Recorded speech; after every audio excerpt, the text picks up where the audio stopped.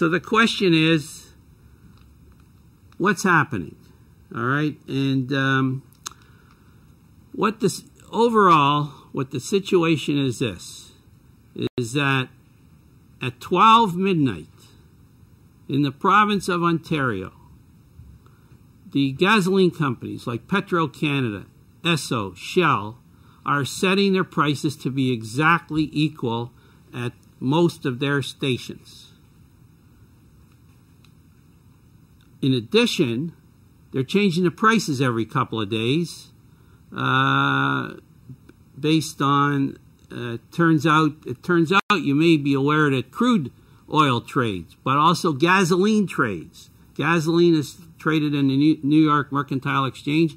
Any one of you out there could buy a unit. They sell them in 42,000 liters at a time. Futures are traded as a spot price at the New York Harbor. Regular gasoline. Roughly speaking, the difference between what the gasoline stations have are additives that they add in. So there's a market price, just like there's a market price in gold. But last time I looked, it was about $1,650 a troy ounce. And but independent of that, of course, is people getting their gold out of the ground, crushing it down. They might do that for $1,000, but they're going to look at what the world price is. Same thing with the oil companies. They drill it, get it out of the ground, go to their refinery, but they're going to look at what that world price is. No problem with any of this. The bottom line is I have no problem with anything as long as there's competition. Free and unfettered competition. Okay, so here they are. They set the prices to be exactly identical, even though they're changing.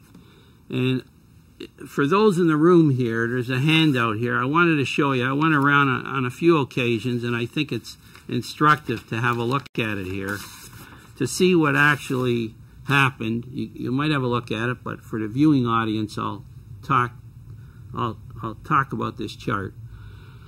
Within a couple kilometers of my neighborhood, I have a Petro-Canada, an Esso, and a Shell station, Yonge and York Mills.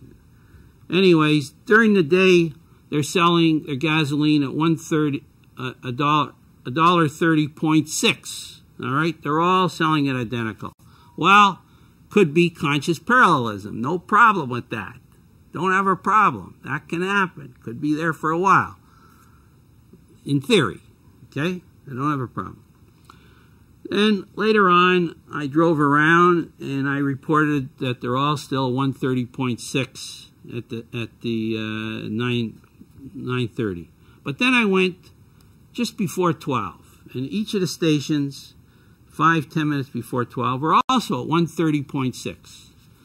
Then I thought, okay, I'm going to go to the Shell station at Yonge and York Mills, go and buy myself a chocolate bar a couple minutes before 12, see what happens. And what happens is a message comes to the lady or gentleman that's there that says, time to change your prices. And so what they then do is they go and they change the sign there. And by the way, oil, gasoline, one of the few things in this country where we got big price signs posted all across the country, money signs in effect, saying, you know, here's our competitive price. Okay, he goes, he changes the sign. Sign now says 132.7. It went from 130.6 to 132.7. I said, oh, I guess you changed the pump also. He says, oh no, that comes from Calgary. That, I guess, you know, they figure maybe he might not see it. Whatever, they want their prices to be at 12 midnight, 132.7 rate at 12 midnight. Okay? And that's, all the pumps get set that way. All right, now I drive my couple kilometers to the Esso station at Leslie and Lawrence. I look up when I get there. It's now 14 minutes after 12. The price has changed to 132.7. I went in. I talked to the person sitting there. He said, you know, when did you change your prices? Oh, at 12 o'clock I got a message. I changed my price. I said, can I buy at the old price. He says, oh no, you should have come here before 12, as I expected. Then I went on to the Petro-Canada station, same thing, a little later. A few minutes later, those two stations are only about a half a kilometer away. Same thing, he's got the new price. It went now 132.7. I go inside. When did you change your price? Change it at 12 midnight. So here we are, supposedly bitter competitors, all in different locations.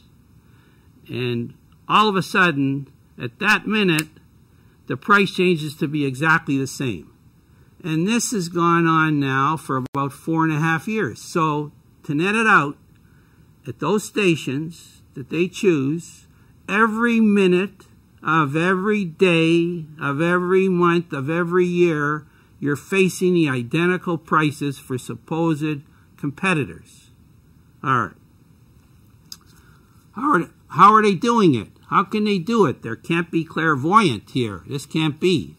I don't believe in that sort of thing. My science background. Okay, well, let me, there's another attachment in your handout that you might want to take out and have a look at. And you're probably very familiar. First of all, I just want to say this. They're not talking to each other. There's no collusion. Forget it. Doesn't exist. No more studies to find it. You might find a few little guys like Happen in Kingston, Brockville. You know, they talk to each other. This is the big oil companies. They're not speaking to each other, okay? No collusion in that sense. So the way they do it is they have a formula. A formula that they use. All right. Now, I should point out that using such a formula in the United States is against Section 1 of the Sherman Antitrust Act, okay, through rulings that have been made in the United States. So that, you don't have that. I spend the winter months, and as I mentioned, I'll be out there while you're in session, and I notice in the winter months, you're not in session, I'll be in Florida, and I go down there, and sometimes there's 3 stations on a corner that are different prices. Okay, so what happens is they have a formula, and we all realize they have a formula because Dan McTeague, a former MP, has a something that he does is called tomorrow's gas price today, and so he knows the formula, and he pays some money to get it. All starts with their wholesale prices, and I'll walk through it because it's a little bit interesting.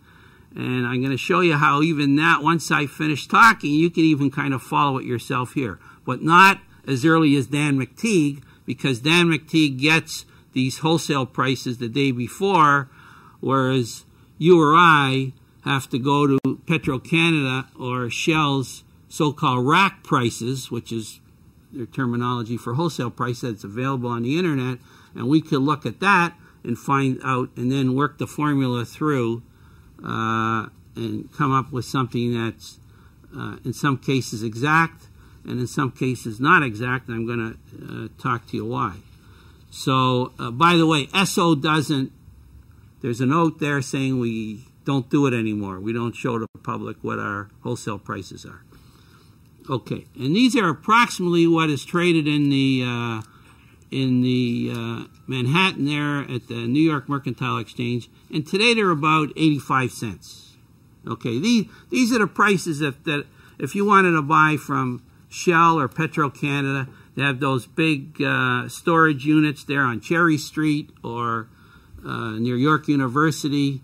That's buying it wholesale there. If is the kind of price that you would pay the 84 cents or so. Okay, what happens is, the way the formula works is, there's a base price, let's say it's 85 cents, for example. There's then in Ontario here, each province has different taxes. There's a 14.7 cents. It's not a percentage. So the province of Ontario, in this tax, doesn't get more as the price goes up. There's a misunderstanding of people that all the taxes go up with gasoline. as it goes up. The federal government in all the provinces takes 10 cents. And then what happens is the oil companies now have a chance to add an arbitrary retail markup. And then after they do that, that gets added in. And in Ontario, we have a 13% HST. So you multiply that total by 1.13, and you get the number that is posted to the 10th of a cent. Actually, it's to hundreds of decimal points because there's all kinds of zeros after it. You get the number that's posted. And this is how Dan McTeague does it. But as I say, he has a service where they post their prices earlier because they're selling their gasoline to others, not just here within Canada.